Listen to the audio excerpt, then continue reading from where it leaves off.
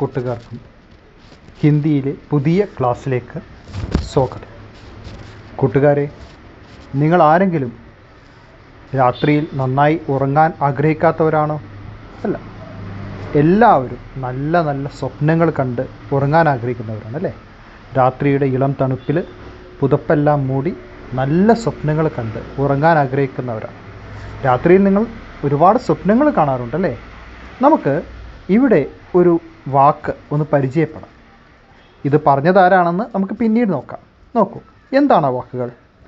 സപ്നെ വേ such നഹീ ഹോത്തെ. സപ്നെ വേ such നഹീ ഹോത്തെ जो सोते वक्त देखे जाते हैं. सपने वे सच होते हैं जिनके लिए आप सोना छोड़ देते हैं. എന്താണ് കുട്ടികളെ സപ്നെ എന്ന് പറഞ്ഞാൽ? സപ്നെ സ്വപ്നങ്ങൾ അല്ലേ? സ്വപ്നങ്ങൾ വേ സച്ച് നഹീ ഹോത്തെ, അവ സത്യമാകാറില്ല. എങ്ങനെയുള്ള സ്വപ്നങ്ങളാണ് സത്യമാകാത്തത്? ജോ സോത്തേ വക്ത് ദേക്കേ ജാത്തേ ഹേ, നമ്മൾ ഉറങ്ങുമ്പോൾ കാണുന്ന സ്വപ്നങ്ങളല്ലേ? നമ്മളെല്ലാവരും ഒരുപാട് സ്വപ്നങ്ങൾ രാത്രി കാണാറില്ലേ? രാവിലെ എഴുന്നേൽക്കുമ്പോഴോ ആ സ്വപ്നങ്ങളൊക്കെ എവിടെ പോയി? ആർക്കും അറിയില്ല അല്ലേ? നമ്മൾ എന്തെല്ലാം സ്വപ്നങ്ങൾ കണ്ടു. ആ സ്വപ്നങ്ങളെല്ലാം ഒന്ന് കണ്ണു തുറന്നപ്പോൾ കാണാനില്ല.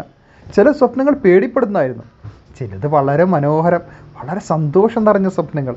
പക്ഷെയോ വോ സപ്നെ സച്ച് നഹീ ഹോത്തെ, ആ സ്വപ്നങ്ങളൊന്നും സത്യമാകാറില്ല അല്ലേ? ജോ സോത്തേ വക്ത്, ഉറങ്ങുന്ന സമയത്ത് ദേഖേ ജാത്തേ ഹേ, നാം കണ്ടിട്ടുള്ള സ്വപ്നങ്ങൾ. ഇനി നോക്കൂ, സപ്നെ വേ സച്ച് ഹോത്തേ ഹേ, എന്നാൽ ചില സ്വപ്നങ്ങൾ സത്യമാകും കേട്ടോ. ഏതാണ് ആ സ്വപ്നങ്ങൾ? ജിൻകേ ലിയേ ആപ് സോന ചോട് ദേത്തെ ഹേ. ഏത് സ്വപ്നങ്ങൾക്ക് വേണ്ടിയാണോ നിങ്ങളുടെ ഉറക്കം നിങ്ങൾ നഷ്ടപ്പെടുത്തുന്നത്? നിങ്ങളുടെ ഉറക്കം നിങ്ങൾ നഷ്ടപ്പെടുത്തുന്നത് അത്തരം സ്വപ്നങ്ങൾ എന്ത് ചെയ്യാറുണ്ട്? നിങ്ങൾക്ക് സത്യമാക്കാൻ കഴിയും. കൂട്ടുകാരെ, വളരെ പ്രസിദ്ധനായ ഒരു വ്യക്തി നമ്മോട് പറഞ്ഞ വാക്കുകളാണ്. ആരാണെന്നറിയാമോ? നിങ്ങളുടെ എല്ലാം മനസ്സിലാവുന്നുണ്ട് ആൾ അല്ലേ? ആരാണ്?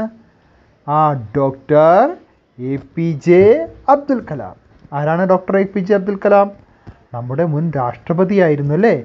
അതുപോലെ ISRO സയൻറ്റിസ്റ്റ് ആയിരുന്നു അല്ലേ? നമ്മളെ സ്വപ്നം കാണാൻ പഠിപ്പിച്ച മഹാനായ APJ അബ്ദുൽ കലാമിന് മുന്നിൽ ശിരസ് കുരിച്ചുകൊണ്ട് നമ്മുടെ പാഠഭാഗം ഇന്ന് തുടരാം.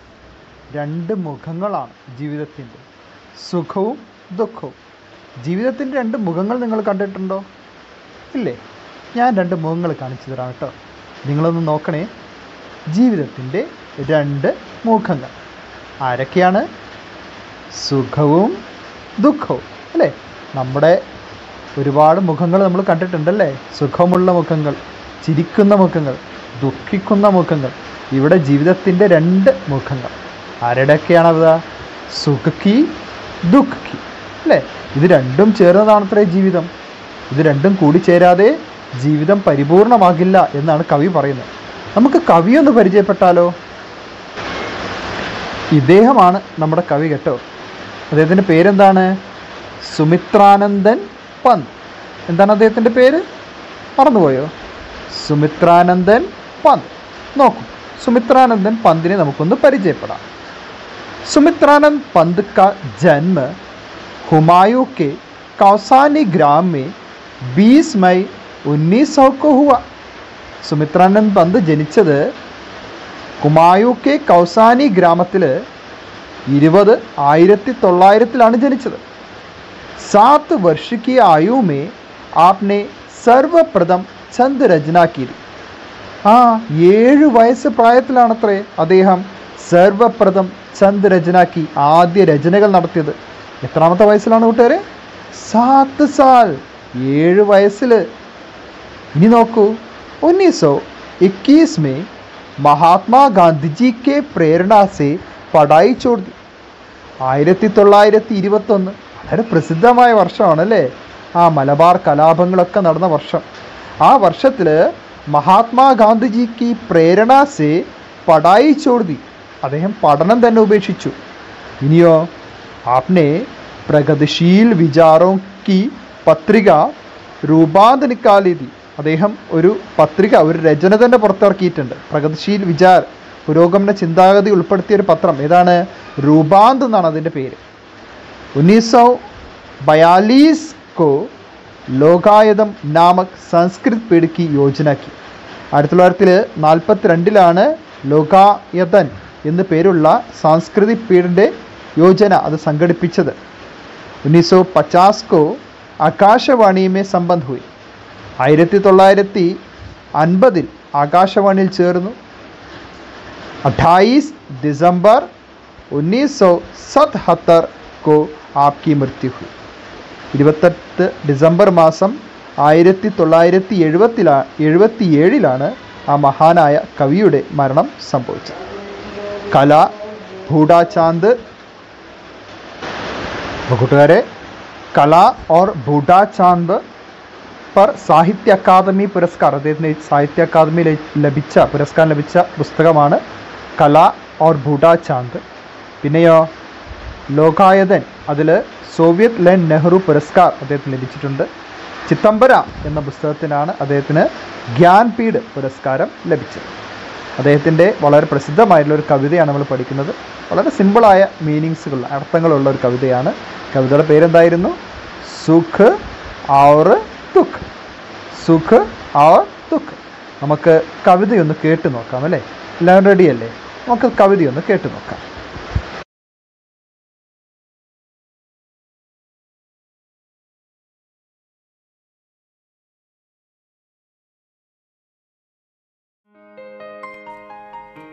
मैं नहीं चाहता चिर सुख, मैं नहीं चाहता चिर सुख, सुख दुख की खेल मिचौनी खोले जीवन अपना मुख, सुख दुख के मधुर मिलन में यह जीवन हो परिपूर्ण, फिर घन में ओझल हो शशि, फिर शशि में ओझल हो घन, जग पीड़ित है अति दुख से, जग पीड़ित रे अति सुख से, मानव जग में बढ़ जाएं दुख सुख से और सुख दुख से, अविरत दुख है उत्पीड़न, अविरत सुख है उत्पीड़न, दुख सुख की निशा दिवा में सोता जगता जग जीवन, यहाँ सांझ उषा का आंगन, आलिंगन विरह मिलन का, चिर हास्य आशु में आनंद रे इस मानव जीवन का. ഇനി നമുക്ക് കവിതയിലേക്കൊന്ന് കടക്കാം അല്ലേ? കവിത നിങ്ങളെല്ലാവരും കേട്ടില്ലേ? ഇനി കവിതയുടെ ആശയം ഒന്ന് നോക്കാം. സുഖ് ദുഃഖ് എഴുതിയിരിക്കുന്നത് ആരാണ്? സുമിത്രാനന്ദൻ പന്ത്. ഇത് ഏത് വിഭാഗത്തിൽപ്പെട്ട രചനയാണ്? കവിത അല്ലേ? അപ്പോൾ സുഖ് ദുഃഖ് എന്ന കവിത എഴുതിയത് സുമിത്രാനന്ദൻ പന്ത്. എന്താണ് കവിതയിൽ കവി പറയുന്നത്? മേ നഹി ചാഹത്ത ചിർ സുഖ്, മേ നഹി ചാഹത്ത ചിർ ദുഃഖ്, സുഖ് ദുഃഖ് की ഖേൽ മിചൗനി ഘോലെ ജീവൻ അപ്നാ. കൂട്ടുകാരെ, മേ നഹി ചാഹത്ത ചിർ സുഖ്. എന്താണ് ചിർ സുഖ് എന്ന് പറഞ്ഞാൽ? ചിർ എന്ന് പറഞ്ഞാൽ എന്താർത്ഥം? ചിർ തുടർച്ചയായ. ചിർ എന്നതാണ് തുടർച്ചയായ, എപ്പോഴുമുള്ള, തുടർച്ചയായ, കണ്ടിന്യൂ. മേ നഹി ചാഹത്ത, ഞാൻ ആഗ്രഹിക്കുന്നില്ല. മേ നഹി ചാഹത്ത, ഞാൻ ആഗ്രഹിക്കുന്നില്ല. ചിർ സുഖ്, എപ്പോഴുമുള്ള സുഖങ്ങൾ ഞാൻ ആഗ്രഹിക്കുന്നില്ല. മേ നഹി ചാഹത്ത ചിർ ദുഃഖ്, അതുപോലെ ഞാൻ ആഗ്രഹിക്കുന്നില്ല എന്ത്? ചിർ ദുഃഖ്, എപ്പോഴുമുള്ള ദുഃഖങ്ങളെയും ഞാൻ ആഗ്രഹിക്കുന്നില്ല. ജീവിതത്തിൽ എപ്പോഴും സുഖങ്ങളും എപ്പോഴുമുള്ള ദുഃഖങ്ങളും ഞാൻ ആഗ്രഹിക്കുന്നില്ല. എന്ന് പറഞ്ഞാൽ നിരന്തരമായ സുഖങ്ങളും നിരന്തരമായ ദുഃഖങ്ങളും ഞാൻ എന്ത് ചെയ്യുന്നില്ല? ആഗ്രഹിക്കുന്നില്ല. तो കവി ജീവൻ മേ ക്യാ നഹി ചാഹത്തെ, എന്താണ് കവി ആഗ്രഹിക്കുന്നത്, ആഗ്രഹിക്കാത്തത്? ചിർ ദുഃഖ് ഓർ ചിർ സുഖ്. നിരന്തരമായ സുഖവും നിരന്തരമായ ദുഃഖവും ആരാഗ്രഹിക്കുന്നില്ല? കവി ആഗ്രഹിക്കുന്നില്ല. കൂട്ടുകാരെ, അപ്പോൾ കവി എന്താണ് ആഗ്രഹിക്കുന്നത്? നോക്കൂ.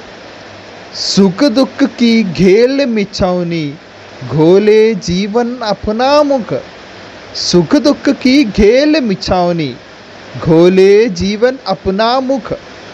കൂട്ടുകാരെ, എന്താണ് ഖേൽ മിച്ചൗനി എന്ന് പറഞ്ഞാൽ?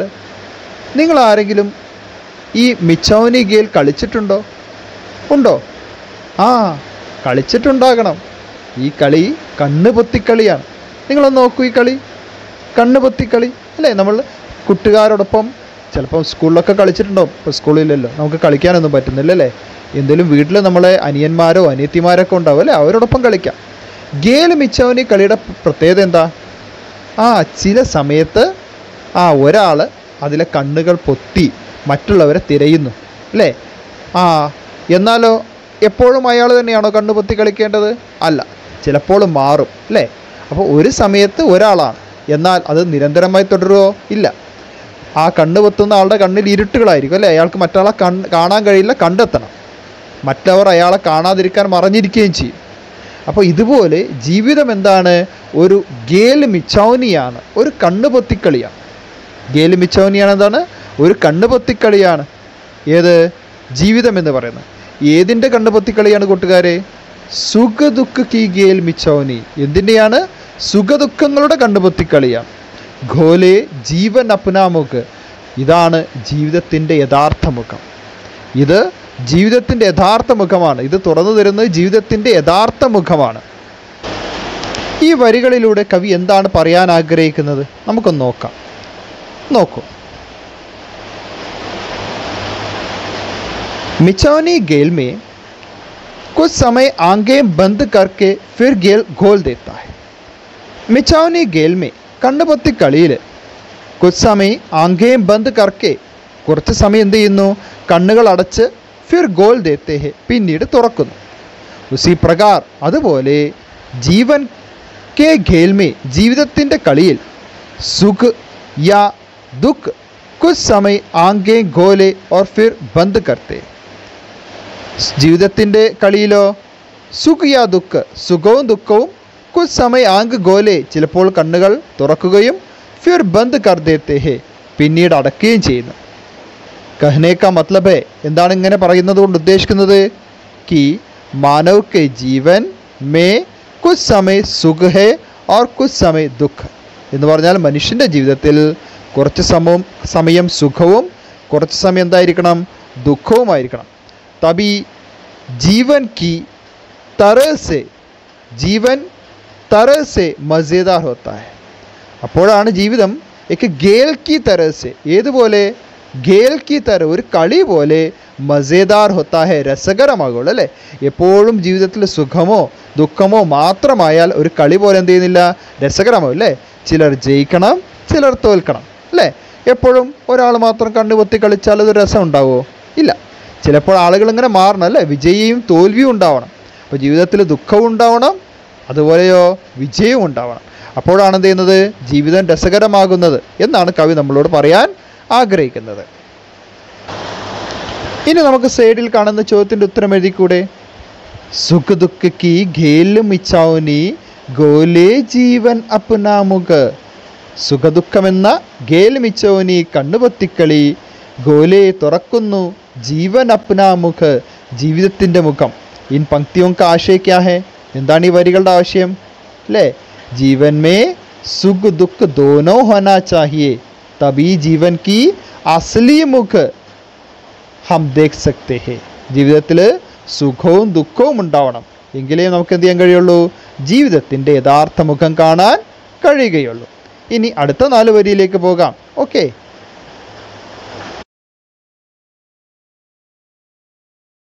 അടുത്ത 4 വരി നോക്കാം അല്ലേ. എന്താണ് അടുത്ത 4 വരിയിൽ പറയുന്നത്?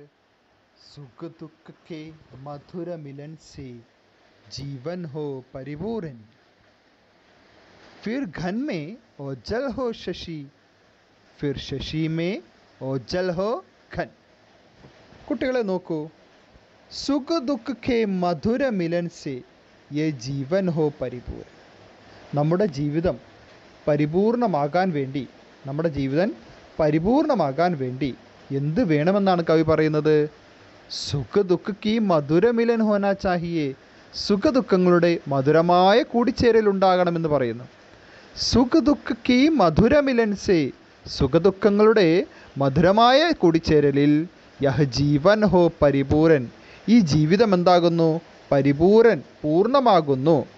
ജീവിതം പൂർണ്ണമാകാൻ വേണ്ടി എന്ത് വേണമെന്നാണ് കവി പറയുന്നത്? സുഖ ദുഃഖ കി മധുര മിലൻ. എന്താണ് മിലൻ എന്ന് പറഞ്ഞാൽ? കൂടിച്ചേരൽ. മിലൻ കൂടിച്ചേരൽ. എന്തിൻ്റെ കൂടിച്ചേരൽ? സുഖദുഃഖങ്ങളുടെ.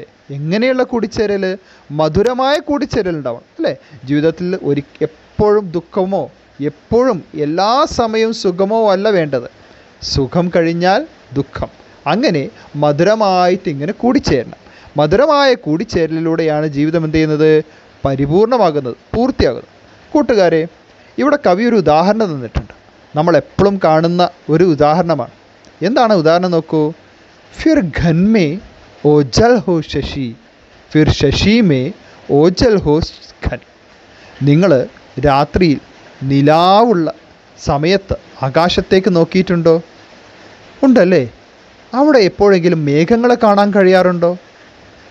ഉണ്ടോ? ഇല്ല, കാണാറില്ല അല്ലേ? മേഘങ്ങളെ മറച്ചു പിടിച്ചിരിക്കുന്നു. ആര്? നിലാവ് അല്ലേ? ആ ചന്ദ്രൻ്റെ നിലാവ് എന്ത് ചെയ്തിരിക്കുന്നു? മേഘങ്ങളെ മറച്ചു പിടിച്ചിരിക്കുന്നു. അപ്പോൾ കവി പറയാണ്, കബി ഘൻമേ ഓജൽ ഹോ ശശി. എന്നാൽ ചില സമയങ്ങൾ കണ്ടിട്ടുണ്ടോ? ആ സമയത്ത് ഇരുട്ട് മാത്രം. അന്ന് നമുക്ക് ചന്ദ്രനെ കാണാൻ കൂടി കഴിയില്ല. മൂണ് ആകാശത്തിൽ വരിക കൂടി ചെയ്യില്ല അല്ലേ? അപ്പോഴെന്താ സംഭവിച്ചിരിക്കുന്നത്? ഘൻമേ ഓജൽ ഹോ ശശി. ആ മേഘങ്ങളാൽ നമ്മുടെ ചന്ദ്രൻ മാഞ്ഞു പോകുന്നു. ആ മേഘങ്ങളാൽ നമ്മുടെ ചന്ദ്രൻ എന്ത് ചെയ്യുന്നു? മാഞ്ഞു പോകുന്നു.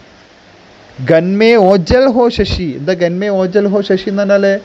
മേഘങ്ങളാൽ മാഞ്ഞു പോകുന്ന നിലാവ് അല്ലെങ്കിൽ പ്രകാശം, ചാന്ത്. ശശി എന്ന വാക്കിൻ്റെ അർത്ഥം എന്താണ്? ശശി, ചാന്ത് അല്ലേ? ചന്ദ്രൻ. അപ്പോൾ മേഘങ്ങളാൽ എന്താണ് മാഞ്ഞു പോയത്? ചന്ദ്രൻ്റെ പ്രകാശം മാഞ്ഞു പോയല്ലേ? ഇനിയോ ശശി മേ ഓജൽ ഹോ ശശി ഘൻ. ഇനി എപ്പോഴും അങ്ങനെ സംഭവിക്കുമോ? ഇല്ല. ചിലപ്പോഴോ ശശീസേ, ആ മേഘങ്ങളാൽ, ആ മേഘങ്ങളുടെ പ്രകാശത്താൽ, ചാന്ദിനിമേ, ആ നിലാവിനാൽ, ഓജൽ ഹോ ഘൻ, മേഘങ്ങളും എന്തു ചെയ്യും? ഘൻ, മേഘങ്ങളും കാണാതെയാവും. ചിലപ്പോൾ നല്ല പ്രകാശമാവും അല്ലേ? നല്ല പകൽ പോലെ തിളക്കമുള്ള രാത്രിയെ നമുക്ക് അനുഭവപ്പെടാറില്ലേ? ആ രാത്രിയിൽ മേഘങ്ങളെ നമുക്ക് കാണാൻ കഴിയില്ല. നമ്മുടെ നിലാവ് എന്ത് ചെയ്യും? മേഘങ്ങളെല്ലാം മറച്ചു വച്ചിരിക്കും. അതിനാണ് പറയുന്നത് ശശീസേ, ഈ നിലാവിനാൽ എന്ത് ചെയ്യുന്നു? മേഘങ്ങൾ മാഞ്ഞു പോകുന്നു. ഫിർ ഘൻ മേ ഓജൽ ഹോ ശശി ഓർ ശശി മേ ഓജൽ ഹോ ഘൻ. എന്ത് ചെയ്യുന്നു? ഘൻമേ, മേഘങ്ങളാൽ, ഓജൽ ഹോ, മാഞ്ഞു പോകുന്ന, അപ്രത്യക്ഷമാകുന്ന. ഓജൽ ഹോന എന്നതർത്ഥം അപ്രത്യക്ഷമാകുക, കാണാതാകുക. ശശി, ആര്? നിലാവ് അല്ലേ? ഫിർ ശശീസേ, ആ നിലാവിനാൽ, ഓജൽ ഹോ, മാഞ്ഞു പോകുന്നു. ഘൻ, ആര്? മേഘങ്ങളും അല്ലേ? ഇവിടെ ഘൻ ഓർ ശശി രണ്ട് പ്രതീകങ്ങളായിട്ടാണ് കവി കാണുന്നത്. ഇതൊരു പ്രതീകാത്മകമായ കവിതയാണ്. ഇവിടെ ഘൻ എന്ന് പറയുന്നത് ജീവിതത്തിലെ ദുഃഖങ്ങളുടെ പ്രതീകമാണ്. ഘൻ എന്ന് പറയുന്നത് ജീവിതത്തിൻ്റെ ദുഃഖങ്ങളുടെ പ്രതീകമാകുമ്പോൾ ശശി എന്ന് പറയുന്നത് എന്തിൻ്റാണ്? ജീവിതത്തിൻ്റെ സന്തോഷങ്ങളുടെ പ്രതീകമാണ്. ശശി എന്ന് പറയുന്നത് ജീവിതത്തിൻ്റെ സന്തോഷങ്ങളുടെ പ്രതീകമാണ്. എന്താണ് കവിയുടെ പറയാൻ ആഗ്രഹിക്കുന്നത്? ഒന്ന് നോക്കാം. എന്താണ്? जिस समय कुछ समय बादलों में अदृश्य रहने के बाद चंद्रमा आकाश में फिर चांदनी फैलाता है. जिस समय, ഏത് സമയത്താണോ, കുച്ച് സമയം, കുറച്ച് സമയം, ബാദലോ മേ അദൃശ്യ ഹോനെ പർ, മേഘങ്ങളാൽ അദൃശ്യനായി നിൽക്കുന്ന, അപ്രത്യക്ഷനായി നിൽക്കുന്ന നിലാവ്, ചന്ദ്രമ ആകാശ് മേ ഫിർ ചാന്ദിനി ഫൈലാത്താ ഹെ, നിലാവ് വീണ്ടും ആകാശത്ത് എന്ത് ചെയ്യുന്നു? ചാന്ദിനി ഫൈലാത്താ ഹെ, നിലാവ് പരത്തുന്നു. ഉസി പ്രകാർ, അതുപോലെ കുछ समय तक दुख में अदृश्य होने के बाद, കുറച്ച് സമയം ദുഃഖത്തിൽ മാഞ്ഞു പോയതിന്, അല്ലെങ്കിൽ ദുഃഖത്തിൽ അപ്രത്യക്ഷനായി പോകുന്ന സുഖം എന്ത് ചെയ്യുന്നു? ഫിർ ജീവൻ കോ നയേ ദർശൻ ദേത്താ ഹെ, ജീവിതത്തിന് പുതിയൊരു കാഴ്ചപ്പാട് തന്നെ ഉണ്ടാക്കുന്നു അല്ലേ? ഏതുപോലെയാണ് കുറച്ച് സമയം മേഘങ്ങളിൽ മാഞ്ഞുപോയി നിൽക്കുന്ന നിലാവ് അല്ലെങ്കിൽ ചന്ദ്രൻ എന്ത് ചെയ്യുന്നു? കുറച്ച് സമയങ്ങൾക്ക് ശേഷം വീണ്ടും തിരിച്ചെത്തി പരിപൂർണമായ ആ വെളിച്ചം നമുക്ക് നൽകുന്നത് പോലെ കുറച്ച് സമയം ദുഃഖത്താൽ അപ്രത്യക്ഷമായി മാഞ്ഞു പോകുന്ന നമ്മുടെ സുഖം എന്ത് ചെയ്യുന്നു? വീണ്ടും തിരിച്ചെത്തിയിട്ട് ജീവിതത്തെ പരിപൂർണമായി തീർക്കുന്നു എന്നാണ് കവി ഇവിടെ പറയുന്നത്. അപ്പോൾ ആദ്യത്തെ 8 വരി എല്ലാവർക്കും നന്നായിട്ട് മനസ്സിലായി കാണുമല്ലോ. കവിത നന്നായിട്ട് വായിച്ചു നോക്കണം. ഇതിൻ്റെ കൂടുതൽ വിവരങ്ങൾ കവിത നമ്മുടെ വിക്ടേഴ്സിലും അതുപോലെ തന്നെ നമ്മുടെ തുടർ ക്ലാസ്സുകളിലൊക്കെ ഞാൻ പറയുന്നതാണ്. ഇന്നത്തെ ഈ കവിതാ ഭാഗം 8 വരിയും കവിയെക്കുറിച്ച് പറഞ്ഞ വാക്കുകളും എല്ലാവരും നന്നായിട്ട് വായിച്ചു നോക്കുക. ഇതിൻ്റെ സൈഡിലുള്ള 2 ചോദ്യങ്ങൾക്കും നിങ്ങൾ ഉത്തരം കണ്ടെത്തണം കേട്ടോ. ഇതൊക്കെ ഞാൻ ക്ലാസ്സിൽ ഇങ്ങനെ പറഞ്ഞു പോയതാണ്. ആവർത്തിച്ച് നിങ്ങൾ കേട്ട് കഴിഞ്ഞാൽ നിങ്ങൾക്ക് എന്ത് ചെയ്യാൻ കഴിയും? വളരെ പെട്ടെന്ന് എന്ത് ചെയ്യാം? കണ്ടെത്താൻ കഴിയും. അതുപോലെ സമാന ആശയവാലി പങ്ക്തിയാണ്, സമാന ആശയമുള്ള വരികൾ ഇവിടെ നിന്ന് കണ്ടെത്താൻ ചോദിക്കും. ഉദാഹരണമായിട്ടൊരു ചോദ്യം ഞാൻ പറയാം. സുഖ ദുഃഖ് കി മധുര മിലൻ സെ യേ ജീവൻ പരിപൂർണ്ണ ഹോത്താ ഹൈ. സുഖ ദുഃഖ് കി മധുര മിലൻ സെ യേ ജീവൻ പരിപൂർണ്ണ ഹോത്താ ഹൈ. ഈ വരി തന്നിട്ട് ഇതിന് സമാന ആശയമുള്ള വരി ഏതാണെന്ന് കവിത ചോദിച്ചു കഴിഞ്ഞാൽ 5-6 വരിയാണ്. ഏതാണ്? സുഖ ദുഃഖ് കെ മധുര മിലൻ സെ യേ ജീവൻ ഹോ പരിപൂരൻ. അതുപോലെ വേറൊരു വരി ചോദിക്കുന്നത് ജീവൻ മേ സുഖ് ഓർ ദുഃഖ് ചുപ്പാ ചുപ്പി ഗേൽ രഹേ ഹെ. ജീവിതത്തിൽ സുഖവും ദുഃഖവും ചുപ്പാ ചുപ്പി ഗേൽ രഹേ, കണ്ണുപൊത്തി കളിക്കുകയാണെന്ന് പറയുമ്പോൾ ഇതേതാണ് ഈ വരി എന്ന് ചോദിച്ചു കഴിഞ്ഞാൽ 3-4 വരിയാണ്. സുഖ ദുഃഖ് കി ഗേൽ മിജോനി ഗോലെ ജീവൻ അപ്ന മുഖ്. അപ്പോൾ ഇതൊക്കെയാണ് ഇതിലെ പ്രധാനപ്പെട്ട വർക്കുകൾ ചെയ്യാനുള്ളത്. ഇതെല്ലാം നന്നായിട്ട് നിങ്ങൾ നോട്ട്ബുക്കിൽ ചെയ്തു വെക്കുക. വീഡിയോ ക്ലാസ് ഒന്നുകൂടി വേണമെങ്കിൽ ആവർത്തിച്ച് കേൾക്കാം, കൂടുതൽ മനസ്സിലാവാം. നമുക്ക് അടുത്ത ക്ലാസ്സിൽ കാണുന്നവരെ ഗുഡ് ബൈ.